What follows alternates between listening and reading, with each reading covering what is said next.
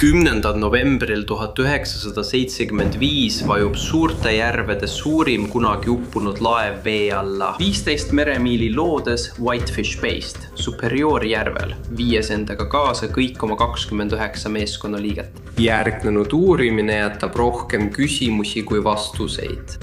Üks asi on kindel, pole ühtegi teooriat, millega kõik nõustuksid. Seega peaksid sa lugema selle video kommentaare, et leida rohkem teavet ja otsustada ise, milline seletus on kõige tõenäolisem. 2023. aasta novembris avaldasin video Edmund Fitzgeraldi kohta, mille olen nüüdseks eemaldanud. Ma keskendusin ametlikule uurimisele ja teie juhtisite kiiresti tähelepanu sellele, et selles loos on palju enamat. Aitäh teile! Ma hindan teie tagasisidet. Ma tegin mõned vead ja võtsin seda kui isiklikku väljakutset, et oma taset tõsta. Selle õnnetuse põhjuses ei saa kunagi täiesti kindel olla. Aga selles videos saate teada, millised on võimalikud kaastegurid, samuti nende teooriate tugevused ja nõrkused. Julgustan teid veel kord jagama oma arvamust kommentaarides. Meie lugu algab Ernest McSalliga, kes sündis Kanadas. 11-aastaselt kolis ta koos oma isa ja kasuemaga Ameerika Ühendriikidesse. Oma teismeas jälgis ta, kuidas laevad vedasid kaupa mööda St. Lawrence'i jõge suurtelt järvedelt Montreali ja Quebeci. Juba noores eas otsustas ta nende hulka kuuluda ning 23-aastaselt alustas ta oma karjääri merel. Suured järved on tohutud sisejärved. Need on maailma suurim mageveesüsteem, sisaldades 80% Ameerika mageveest ja 20% kogu maailma mageveest. Igal aastal veetakse suurte järvede kaudu 120 miljonit tonni kaupa. Need on arterid, mis hoiavad rasketööstust elus, kuid need järved on ohtlikumad kui enamik arvaks. Siin asub hinnanguliselt 6000 laevavrakki ja peaaegu 30 000 meremehe hauad.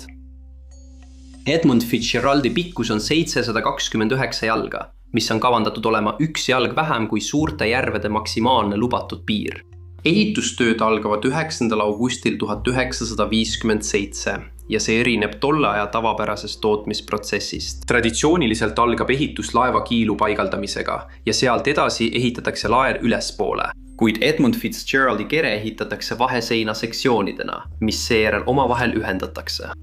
See on üks esimesi kordi, kui sellist kokkupaneku stiili kasutatakse ja sellest saab hiljem tööstusharu standard. 7. juunil 1958 lastakse Edmund Fitzgerald vette. Sellel hetkel on see suurte järvede suurim laev.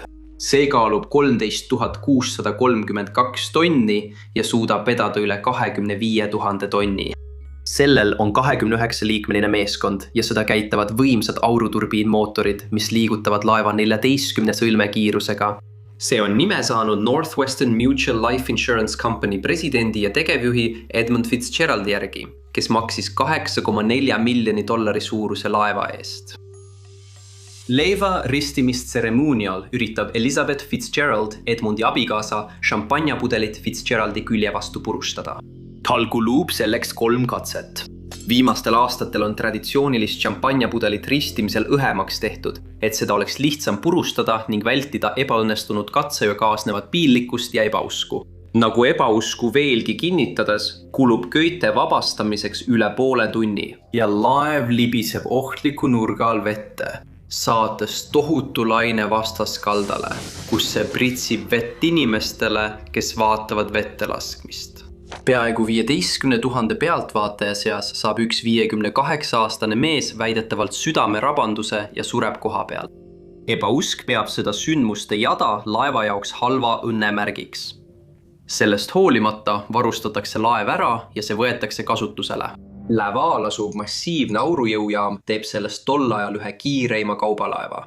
Selle roolikambris on oma aja kõige arenenumad navigatsiooni- ja kaardistamisseadmed. Samuti tipptasemel raadio- ja sidesüsteemid.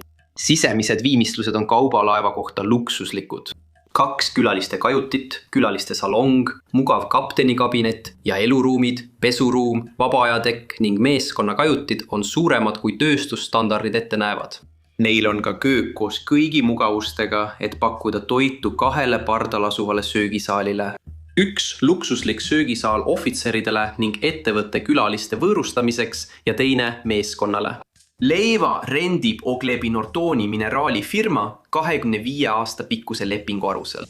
22. septembril 1958 alustab Edmund Fitzgeraldi oma esimest reisi, lahkudes oma sünnikohast Rouge'i jõel Detroitis, Michiganis ja purjetades Silver Bay'sse, Minnesotasse, et võtta peale koorem Taconiti rauamaaki.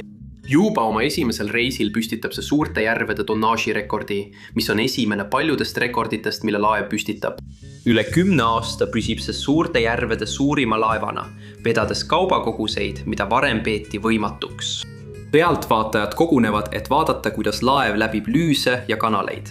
Seda kutsutakse laulvaks laevaks, sest üks selle kaptenitest, Peter Pulser, mängis megarahvonis muusikat, et tõsta meeskonna moraali. Ta on tuntud ka selle poolest, et räägib megarahvoni kaudu, jagades pealtvaatajatele laeva kohta fakte, kui laev dokkide juurest möödub. Alates uutest ehitustehnikatest kuni suurima ehitatud laevani, ebauskude hajutamiseni, mis selle vette laskmist saatsid, suuremate veoste vedamiseni kui ükski teine laev ning isikupärase kaptenini, Edmund Fitzgeraldi kohta kujunes välja maine ja legend, mida võiks tänapäeval võrrelda SpaceXiga. 1971 aastal, 13 aastat pärast oma esmareisi, ehitatakse see ümber kivisöe küttelt õliküttele, mis suurendab selle kiirust ja vastupidavust. 1972 aastal võtab Edmund Fitzgeraldi juhtimise üle Ernest McSorley.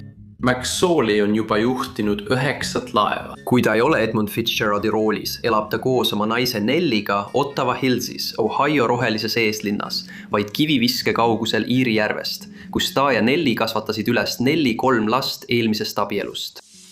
Talvel 1973-74 võetakse Fitzgerald veest välja iga-aastaseks hoolduseks.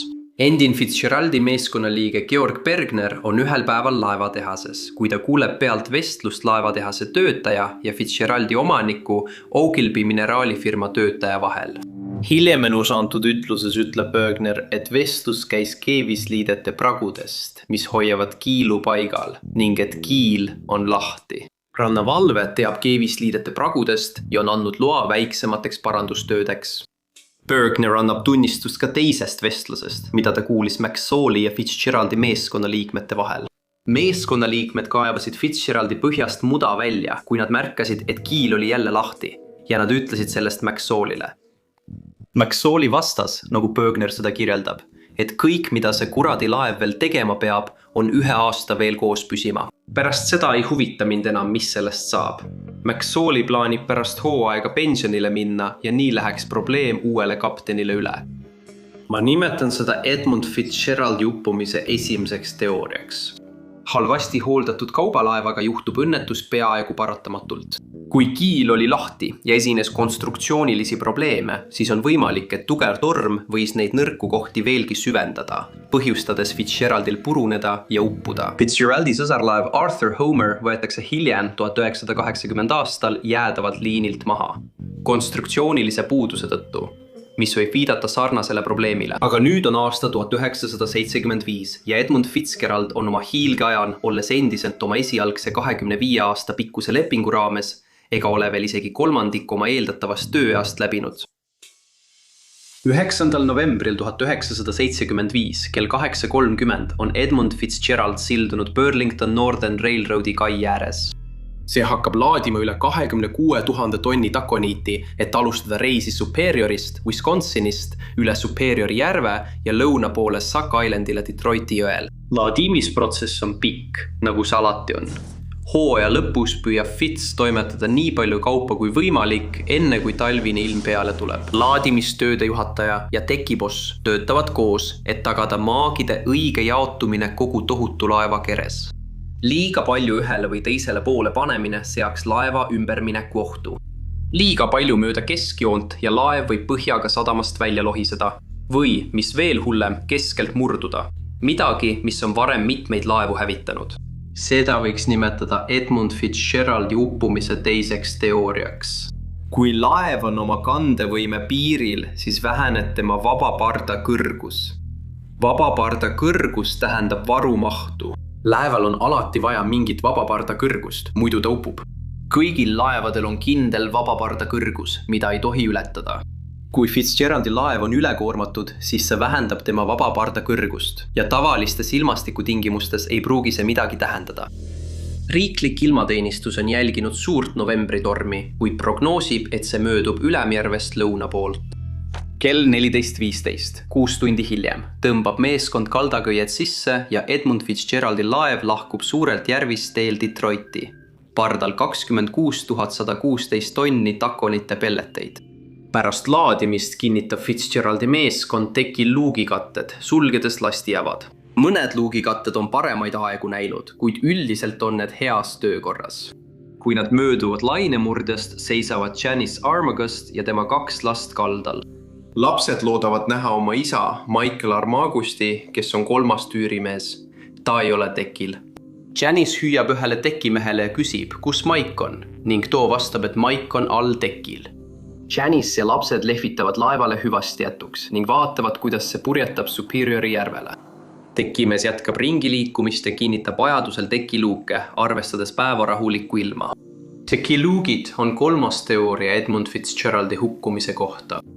Nagu kõigi Edmund Fitzgeraldi hukkumise teooriate puhul on ka tekiluukide teooria tugevalt vaieldav. Paljudel Edmund Fitzgeraldi fotodel ei ole kõik luugi kinnitused korralikult kinni.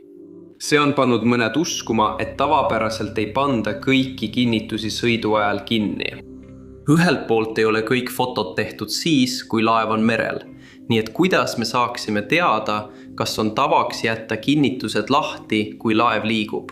Teiselt poolt on teiste laevade kaptenid kasutanud samu tüüpi luugikatteid ja kinnitusi ilma probleemideta, sest luugikaane enda kaal on tegelikult piisav, et luuk sulgeda, isegi kui mõned kinnitused pole kinni. Samuti võib laevaomanike huvides olla süü veeretamine meeskonnaliikmete peale, et kindlustushüvitist kätte saada. On 2 peamist küsimust. Kas kõik luugi kinnitused olid korralikult kinni ja kui need ei olnud, kas see oleks võimaldanud piisavalt vett laeva keresse, et see põhja läheks? Edmund Fitzgeraldi pardal kulgeb kõik hästi, kui nad hilise pärastlõuna poole seilavad. Ootamatult langeb baromeeter kiiresti ja saab selgeks, et torm tabab Superiori järve. Kell 16.13 lahkub teine kaubalaev Arthur M. Anderson Minnesotas asuvatest 2 sadamast vahetult enne Edmund Fitzgeraldi ja liigub paralleelsel kursil. Ehitusajal on veidi vanem, Anderson lühem kui Fitzgerald. Pärast ümberehitust pikendatakse seda nii, et see on veidi pikem kui Fitzgerald, kuid märgatavalt aeglasem. Edmund Fitzgerald jõuab peagi Andersoni edumaale järele. Keskööks on 2 laeva teineteise lähedal ja alustavad suhtlemist. Mõlemad laevad on varustatud ilmateenistuse poolt kasutatava ilma jälgimise ja raporteerimise seadmetega. Mõlemad kaptenid otsustavad tormi eest varju otsides püsida Kanada ranniku lähedal. Tormi jälgides saavad nad aru, et see jõuab nendeni enne, kui nad jõuavad Whitefishi lahe turvalisusesse. Kuna Edmund Fitzgeraldi laev on kiirem, möödub ta Andersonist, kuid mõlemad laevad on raadio ja radari kauguses ning seetõttu suhtlevad nad regulaarselt halveneva ilma teemal. Tuul on tõusnud 40 sõlmeni ja lained on kergesti 10–12 jalga kõrged.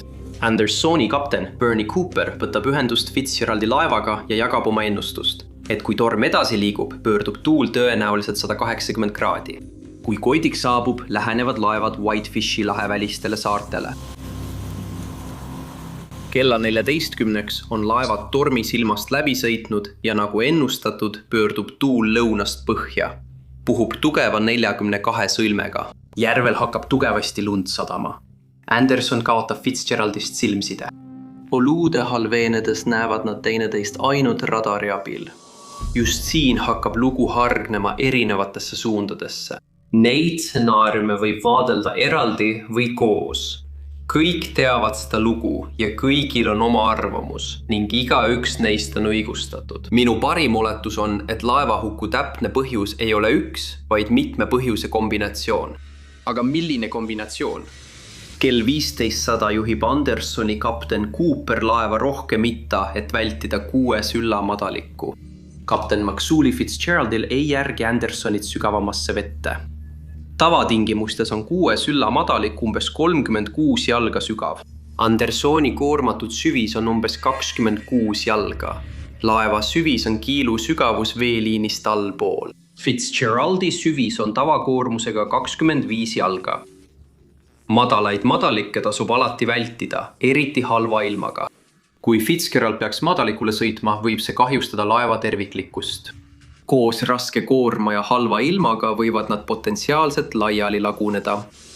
Kell 15.30 annab kapten McSauli laeval Fitzgerald raadioside kaudu teada Andersonile, et nad on kaotanud tekilt reelingu ja mõned ventilatsiooniavade katted. Laeva tuleb vett sisse. See tundub mulle nagu 4. teooria Edmund Fitzgeraldi uppumise seletamiseks. McSauli ütleb, et ta vähendab kiirust, et Anderson saaks järele jõuda. Captain Cooper annab teada, siis küsib, kas pumbad töötavad ja kapten McSauli kinnitab, et mõlemad töötavad. Anderson on nüüd 17 meremiili Fitzgeraldi taga. Mõlemad laevad on umbes 4 või 5 tunni kaugusel Whitefishi lahe turvalisusest. Kella 15.30 ja 16.20 vahel jälgid kapten Cooper oma radarit, kui Fitzgerald liigub edasi 6 sülla madaliku poole ja sõidab siis otse sellest üle. 6 sülla madalik on kohalike kaptenite seas hästi tuntud, kuid selle sügavused ei ole kaardil eriti hästi dokumenteeritud. Tegelikult esines tol ajal erinevusi Kanada ja Ameerika kaartide vahel. On võimalik, et Fitzgerald kriimustab oma kere madaliku vastu ja samal ajal tabab laeva tormise ilmaga laine, mis varjab kokkupuudet madalikuga. See on Edmund Fitzgeraldi hukkumise 5. teooria. Kell 16.20, vähem kui tund pärast nende viimast kontakti, saab Anderson Fitzgeraldilt veel ühe kõne. Kapten McSauli ütleb, et mõlemad tema radarid ei tööta ja ta sõidab pimesi. Ta küsib kapten Cooperilt, kas ta saab aidata navigeerimisel Andersoni radari abil. Kapten McSauli ei maini Andersonile, et nad jooksid madalikule või riivasid madalat ning jätkab laeva juhtimist sügavamasse vette pärast madaliku ületamist. Pärast Fitzgeraldi uppumist uurimise käigus interveeritakse paljusid insenere ja eksperte. Kõik eksperttunnistajad olid ühel meelel, et Fitzgerald oleks kiiresti põhja läinud, kui ta oleks madalikuga kokku puutunud. Ükski tolleaegsetest ekspertidest ei arvanud, et laev oleks suutnud nii kaugel edasi sõita, kui ta tegelikult tegi. Ma olen olnud paadil, mis navigeeris liiva madalikel ja me tegime kerge kokkupuute põhjaga. Ma tean, et see on teistsuguses mastaabis, aga kui me kokku puutusime, tundsin ma värinat ja selget hoogu aerustumist, kui paat maad puudutas. Ma arvan, et kogenud kapten nagu McSaul ei märkaks samuti, kui ta oleks madalikuga kokku puutunud ja annaks sellest teada. On mitmeid foorumeid, kus viidatakse sukeldujatele, kes leidsid madalikul punast värvi.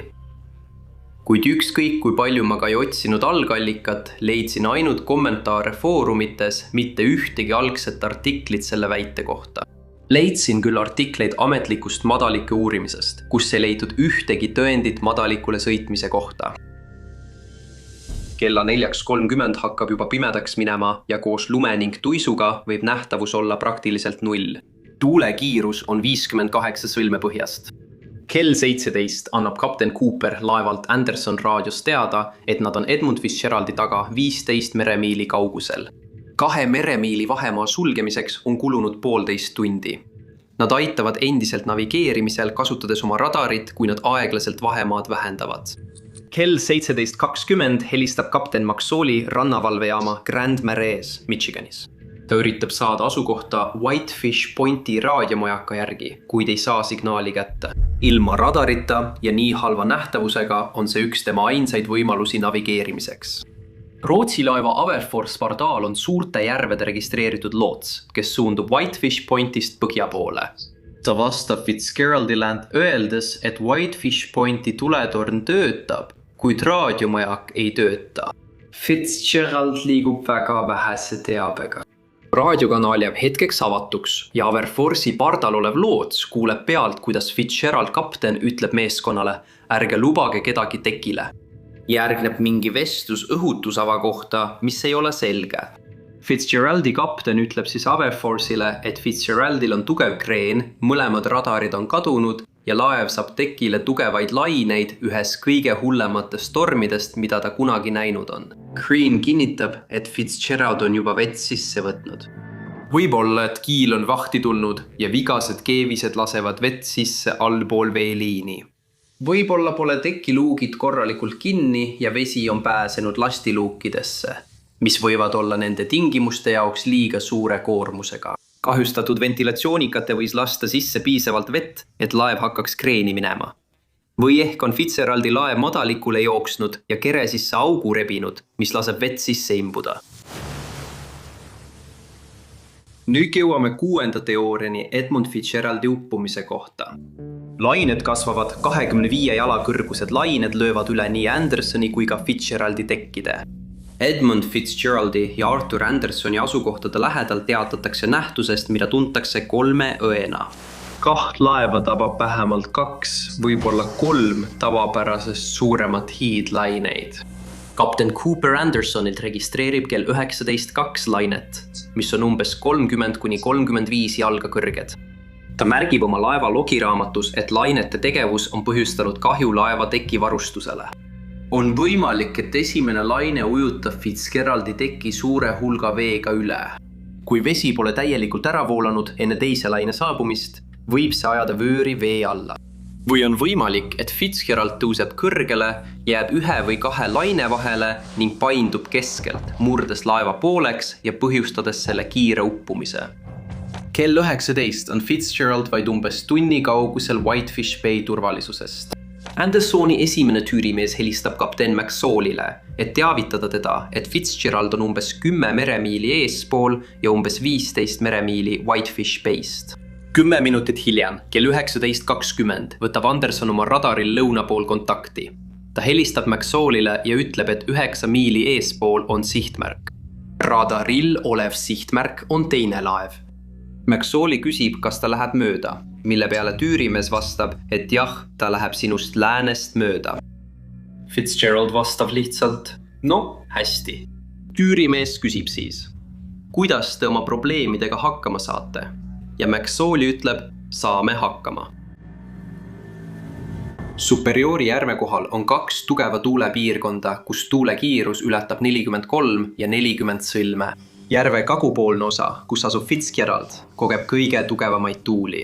Lained on peaaegu 6 meetrit kõrged ja tuule kiirus ületab 50 miili tunnis. Edmund Fitzgeraldi laev asub tugeva tuulepiirkonna idaservas. Kapten Cooper laeval Anderson registreerib loodetuule kiiruseks 57 miili tunnis, puhangutega kuni 86 miili tunnis. Tingimused on reetlikud. Siis vaibub lumi ja nähtavus paraneb märkimisväärselt. Andersoni meeskond otsib Fitzgeraldi tulesid, kuid ei näe neid. Kapten Cooper muretseb, et Fitzgerald on kaotanud voolu ja ütleb oma meeskonnale, et nad otsiksid siluetti.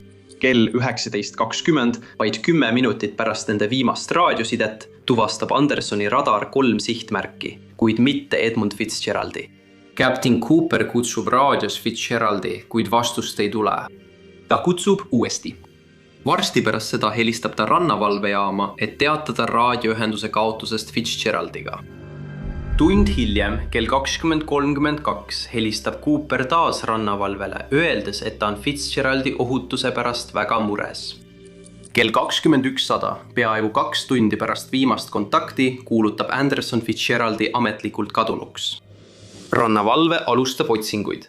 Nad võtavad ühendust pääste koordineerimiskeskusega Clevelandis, Ohios, kes saadab Traverse Cityst välja otsingu ja päästelennuki.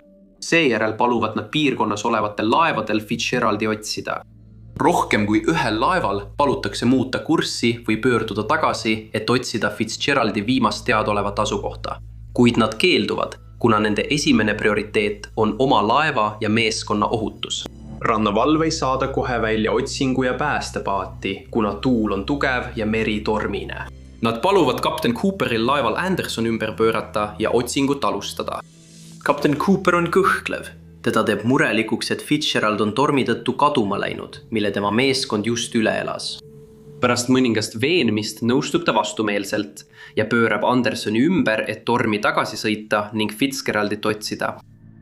Muutub päevaks.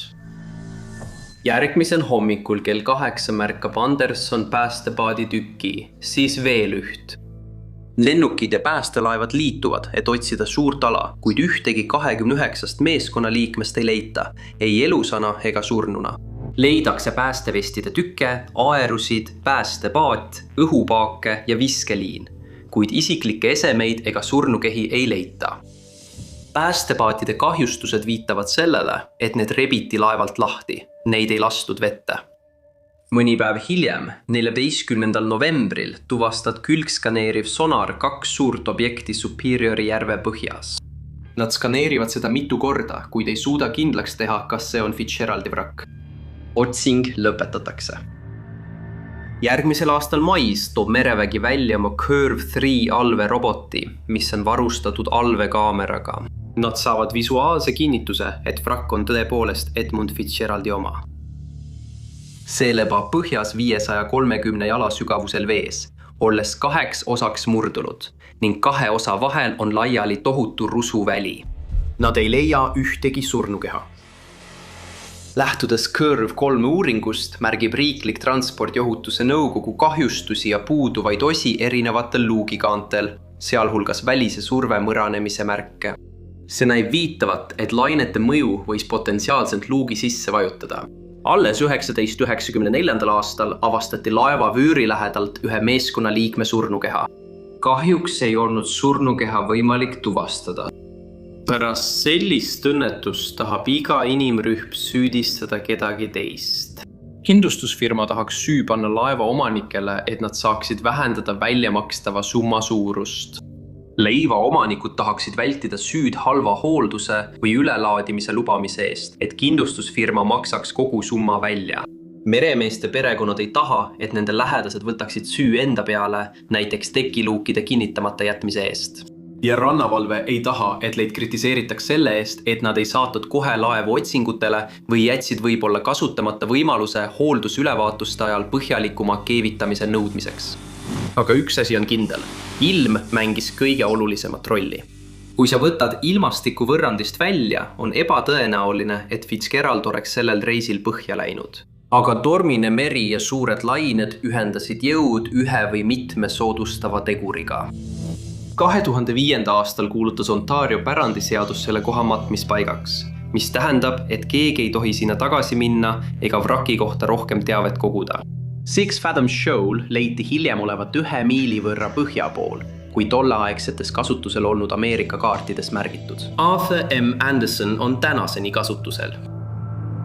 Keda sa arvad olevat süüdi?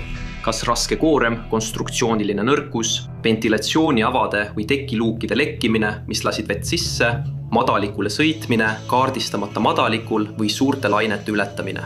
Anna mulle kommentaarides teada.